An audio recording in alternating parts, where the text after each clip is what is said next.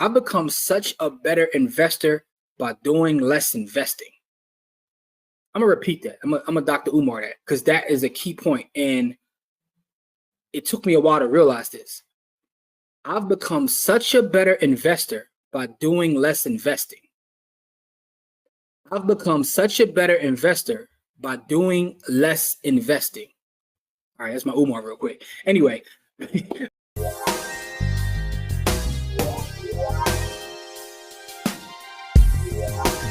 What's up, people? Welcome to this episode of the By the Hood podcast or webcast, because I don't know how you're consuming this content. I'm your host as always. My name is Jimmy, and as we start off every show, that is with gratitude. Shout out to anybody who supports anything we got going on at By the Hood. I know we've been kind of quiet lately on socials and everything, but we're working on improving everything that we've got going on for our summer camp. That is our flagship thing, is our free summer camp for the youth, which we're trying to bring, in a couple months at this point. Man, we're in May already. My brother Corey is not here. He's actually still working on some content for that, but I want to make sure we still drop a pod every Wednesday. So I got a short podcast today. Going to go over a couple things, and as always, to our audience, we appreciate you, but give us some feedback. Let us know how you feel. But yeah, we've been behind the scenes, just trying to add new things to the mix of our our summer program and make sure that the youth gets as much value as possible out of it. But our show is dedicated to Black wealth, personal finance. Here's what I want to talk about this week. Shout out to all the audio listeners. I see our audio listenership is going up. We appreciate you. We are on Apple Podcasts, Spotify. Google has moved everything off Google Podcasts. I was getting ready to say Google Podcasts, just from a Pavlovian standpoint, but it's actually YouTube now. So YouTube is where the podcast lies. But YouTube also is where our video lies, as well as our Facebook page. So facebook.com/bythehood, youtube.com/bythehood. But, we'll get into all those pleasantries and do all that stuff later. Let's talk about the topic that I want to briefly bring to you guys today. And I think it's interesting. So recently, Berkshire Hathaway had their annual meeting, and, Warren Buffett talked for a while, went over a lot of different things. But something that I took from this, and I just wanted to bring this to the podcast because it made me think about a lot of different things, right? And this is an article from the Motley Fool, but I got it from Yahoo Finance, which says that it's 3 big reasons that Berkshire Hathaway is sitting on almost $190 billion in cash. Yes, $190 billion in cash. And I often watch the Berkshire meetings, and this one is on YouTube. The last several ones are on YouTube. If you watch him, it's interesting. Not that I agree 1,000% with everything that Buffett says, or anybody says for that matter, but I like to see how he thinks, why he makes the decisions he makes, and he's very transparent about his thought. We can get into his legacy and how he was able to accumulate what he accumulated, but the one thing that's more interesting to me is the way he thinks about investing and the way he thinks about capital. So the article talks about him having 190 billion. And some of the reasons is because it made big investments in the first quarter, sold some Apple off, but it made an investment in Paramount, which didn't seem to pay off. And he actually said himself that he's 100% to blame for that. But the biggest thing they say is that they don't see a lot of opportunities out there, and the cash that they're sitting on is making money. So those are the big 3 things that they're talking about. But why this is, and by the way, the cash is making money. They have over $153 billion invested in short-term treasury bills that are getting 5.4%. So just think about that. He's able to generate this without any risk. U.S. treasury bills, that's at the very bottom end of the pyramid. You could do the math yourself. If you take $153 billion and get 5% on it, that's the kind of cash he's kicking off by taking no risk. One of the things that I've mentioned on this podcast before is people never really talk about risk. They'll tell you about the plays that they made that went well, the investment that went well. They don't necessarily talk about risk, right? And so what I'm getting ready to discuss in this podcast is really about the idea of patience, right? I talk about this often on our Friday show. Like, one of the biggest reasons I see in terms of Black wealth, right? Now, Black wealth, we could talk about 2 ways. We could talk about actual wealth and where we stand in terms of median wealth or median income. And we can get into the politics of that, but I'm not really going too deep into that side of it. I'm talking about those that actually have jobs, have excess capital to invest. I understand that statistically speaking, that's not most of us. but there are a number of us that do have capital to invest. We do deploy capital in different ways to try to make our money grow. And that's who I'm speaking to right here as I make this video. I will share a link to this Buffett article so you can read it, but it's really not about him or this article. It's kind of about his thoughts on preserving capital and not really finding anything to invest in. So I'll, for those watching the video, I'll pull the article down and just have a conversation with you. And this is freestyle, and I don't have any notes or anything written down. It's a freestyle because I thought that as I rewatched the Berkshire meeting, yes, I do rewatch them like game tape. I'm kind of weird that way. But it's funny, and I'll harken back to something that Pastor Antonio Eubanks, we all affectionately call Pastor, was something he told me a long time ago. And he told me that when you become good at investing and trading, it becomes boring. And that's always stuck in the back of my mind. And I thought about that. And as I watched this Berkshire thing, he talks about the amount of opportunities he looks at and the amount he chooses. And he always uses the analogy of baseball, like the ability to take a pitch. I played Little League baseball when I was a kid down the shore, right? And it was funny because I was telling my brother Dev, and shout out to Dev and his son Chase. His son Chase is an amazing young baseball player now. And he was sharing with me some highlights from Chase at the plate. And the thing that stood out to me the most in watching him play baseball was his patience. Because when I was 10 or 11 years old playing Little League baseball, I had no patience. And it wasn't just me. I remember playing and, we swung at every pitch. But his son has the unique ability to sit there and take pitches and watch even good pitches go by to work the pitcher in the pitch count. And I'm bringing it back to Buffett now. Buffett often makes the analogy of being able to do that and understand that I won't always be right. Good opportunities will pass me by. But if I'm hyper focused on what I'm good at, then I have the ability to be more successful than most people who take a shot at this, a shot at this. Because we run a private group where we talk about all types of investing.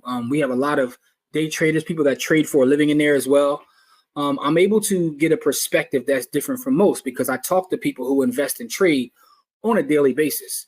And as I've shared on the Friday show, one of the things in my 25 plus years of experience in finance that I recognize, if someone was to ask me, what has been the biggest detriment to building wealth from people that actually have excess capital? If we're getting away from the fact that most of us don't have capital. But if I had to just judge it based on those that have capital, the number one answer for me would be lottery ticket mentality and patience.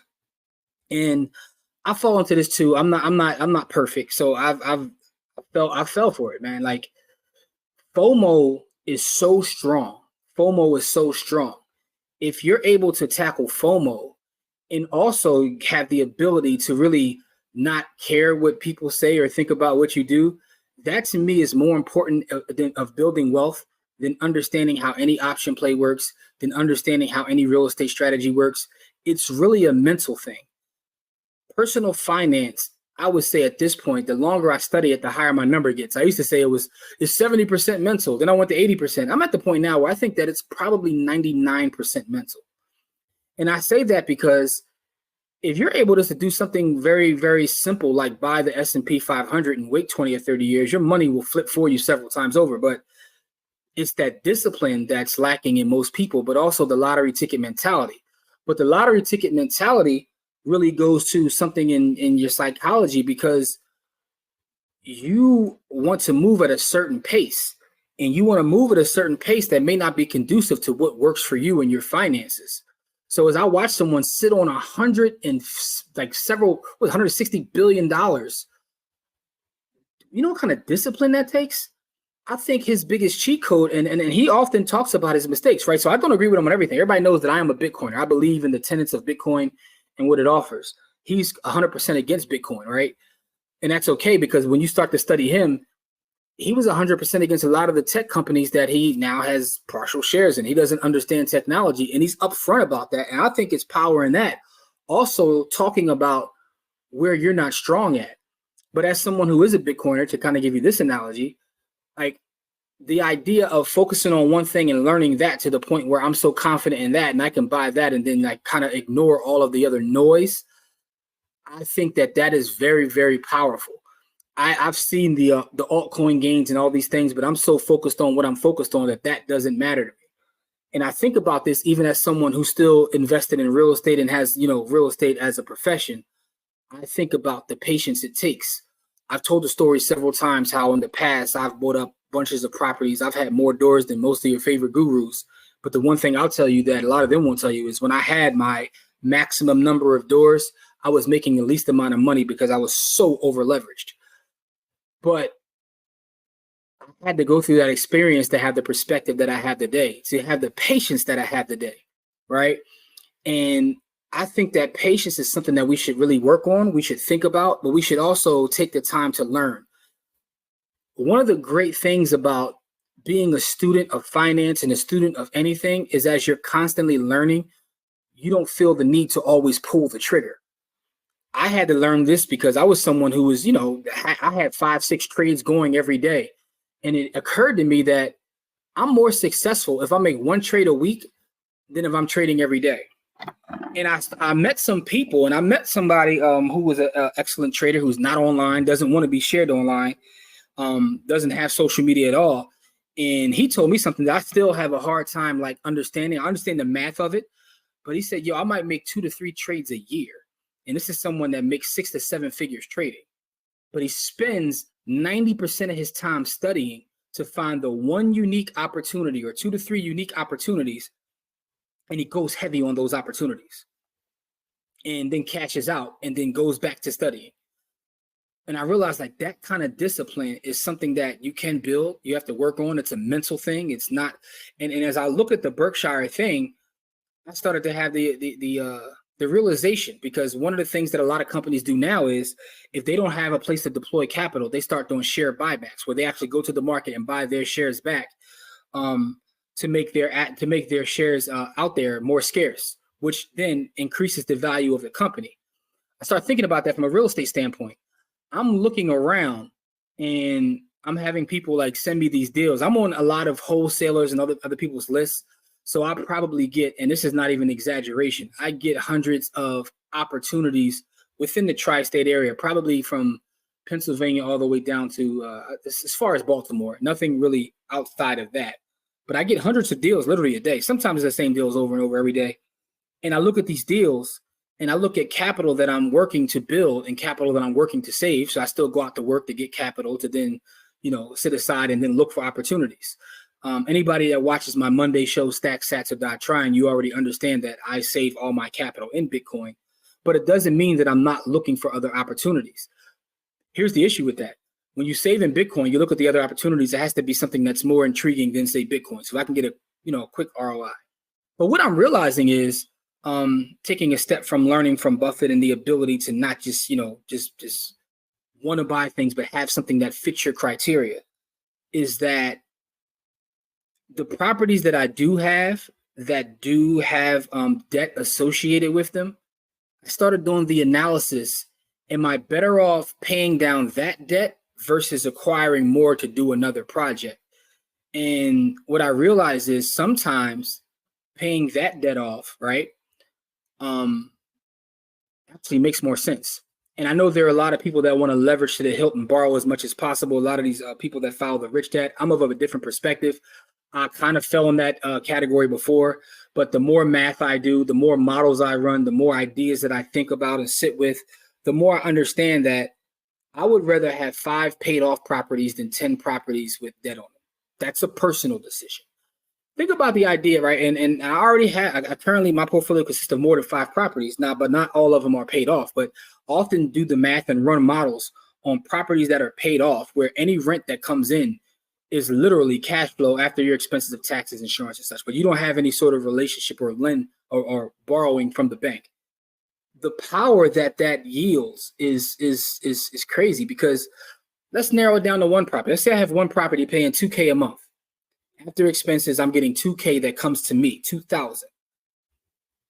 Considering that I'm someone who never uses my investments to live off of, I still go out and, kill. For lack of a better term, not literally kill, but I'm out here hunting to survive. So I never use cash flow from any asset to live off of. And I don't even actually believe in doing that. I know a lot of people think I'm crazy. They're like, I want to buy enough properties where I don't have to work. That's never been me. I'm about this proof of work concept. I think that I can use my brain to make more money than any of my assets can. That's just my confidence. It's the skill set that I have. It's the hours and hours of training that I put into learning my craft. I feel like I'm an earner. So I never use any of the cash flow from any asset to live off of. So all my money gets reinvested back into the asset. But what I've been doing is excess cash flow, I just sit on the side as cash. But as I'm doing the analysis and as I'm watching the Berkshire meeting, it occurs to me, okay, flip open the laptop. Let's look at some numbers. The idea of a share buyback is equivalent to paying down debt on properties that you currently have. I know the argument against it is once you put it in the bricks, it's not necessarily working for you. But the other argument is the sooner I can get these loans paid off, the less properties I need to accumulate the cash flow that I need to then put into other ventures, whether that's small business, whether that's the stock market or what have you. But imagine having, all right, take it from my Bitcoin standpoint. A lot of people spend a lot of money to mine Bitcoin.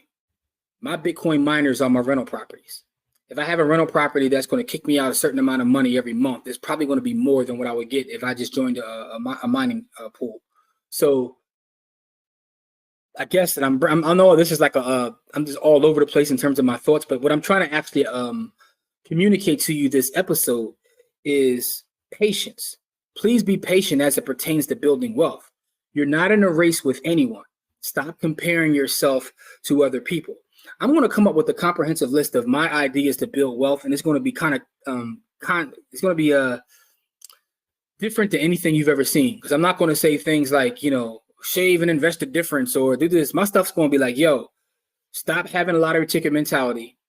Find a way to get you a paid off Toyota. Yes, I have a paid off Toyota theory. One of the greatest things that I did was stop buying new cars, stop caring what people thought about the cars I drive, and learn the powerful benefits of a paid off Toyota.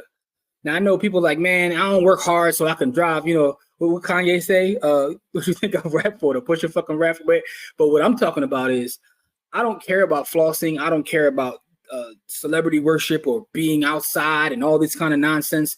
I'm trying to build for my family and my community. And what I realize is a paid off Toyota is one of the most powerful tools in wealth building.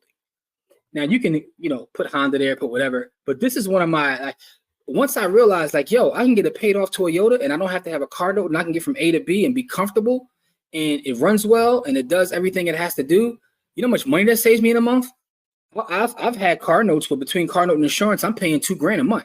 But now I have $2,000 to deploy to make more money. And I don't care about, you know what I'm saying? It's been several times I've went into meetings with people who have a net worth probably, less than a third of mine. And they're driving the most flashiest Benz, BMW. Even I've had tenants. I had a tenant one time that had a Bentley and he paid me rent every month.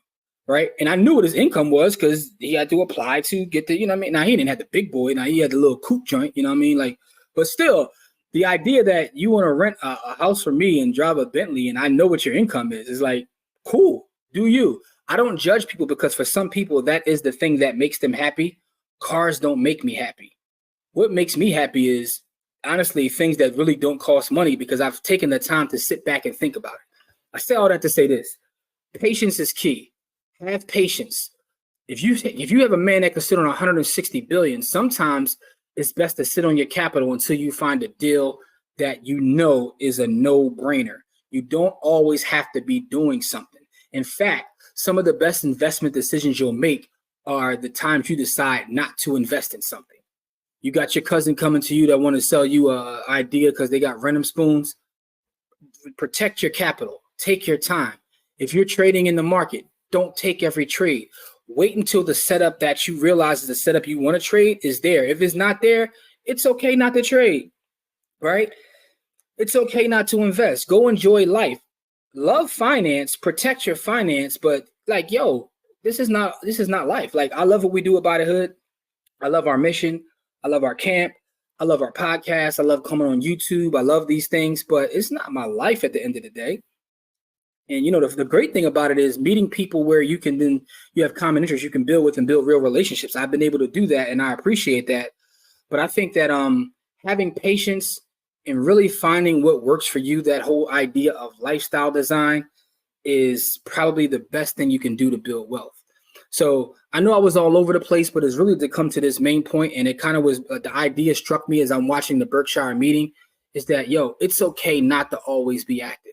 It's okay not to be on social media every day. You don't got to fight the algorithms.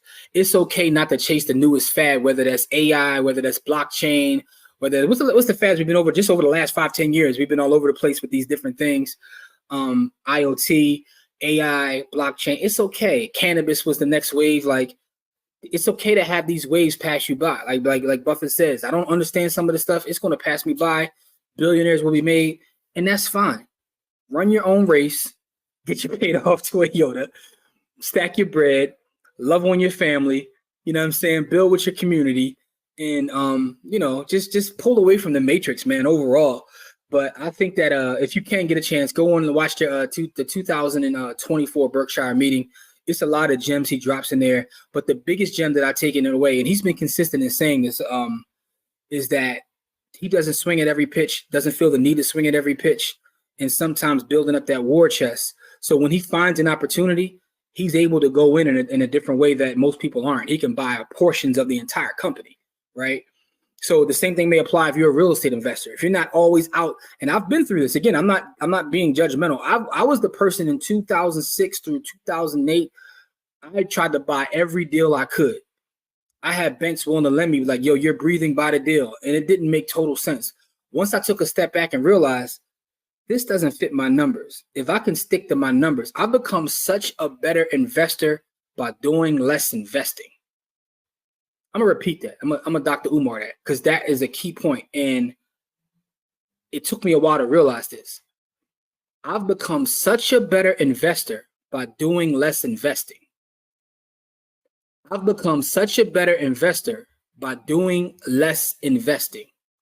All right, that's my Umar real quick. Anyway, back to the vid. So listen, I love to get your feedback on this. These random thoughts that I put on this video. They do come together, and the idea is patience, stepping away from all the nonsense, building the way you want to build, and just doing things slow. Stop chasing lottery tickets. It's not about getting rich fast. It's about getting rich slowly. Whereas my partner in our investment club likes to say, we slow money millionaires over here. Become a slow money millionaire. Like, it'll last longer. Build up a real good foundation where you're able to protect your family, community, and just grow and enjoy life, man. Don't spend all your time chasing at the lottery tickets, trying to do the next big thing, man. Life is beautiful. And, I appreciate you guys. Anyway, man, that's my thoughts for this week's podcast. I know I was rambling a little bit, but I hope you guys appreciate my rambling and understand where I'm trying to come from. My goal is to share my thoughts. I'm not the be all end all, but I do like to share the ideas that I think about and have, because those are often all over the place, right? Last thing I want to say is this. I actually thought about this as I'm watching the Kendrick and Drake, battle, certain quote unquote play out. I don't have a horse in the race. I could care less about either one of the gentlemen. Good luck to them both. Hope they have great lives. But the one thing I saw was a gentleman be patient and strike at the right time. And even if you think, right, so I saw a lot of people say, well, Drake rap better. But the overall consensus in the world right now is that Kendrick won. And I've even say people that he didn't win per se by song. He won by strategy, because he sat back with patience, even as the guy was chiding him. And when it was his turn to strike, he did what he had to do. And now he has a club song that's playing on the NBA. It's going to be played in the NFL. It's going to be crazy. But that idea of patience and working your plan, even when someone is like, yo, where you at? You ain't outside. Like, working your plan and then executing, man, it was beautiful to watch from a strategy standpoint. So I thought about this, and that's why I said I was getting out of here, and I am getting out of here. But I thought about this as I watched the Buffett meeting. Like, being patient is a superpower, man. Anyway, man, love you guys. Appreciate you. Remember, Monday is Stack Sats or Die Trying. Wednesday is this here podcast. We talk about Black wealth and personal finance, or you get to hear my random thoughts on finance. And Friday Live, man. Join us every Friday, 7 p.m. Eastern Standard Time. We have conversations about everything going on in the world, as well as a Bitcoin giveaway where we give away about 40,000 sats every Friday. So join us this Friday, 7 p.m. This on our YouTube channel, our Facebook page. Appreciate and love you guys. But as we always say, it's not about how much money you make, it's about how much you keep. Game elevates, and we'll see you guys in our next episode. Peace.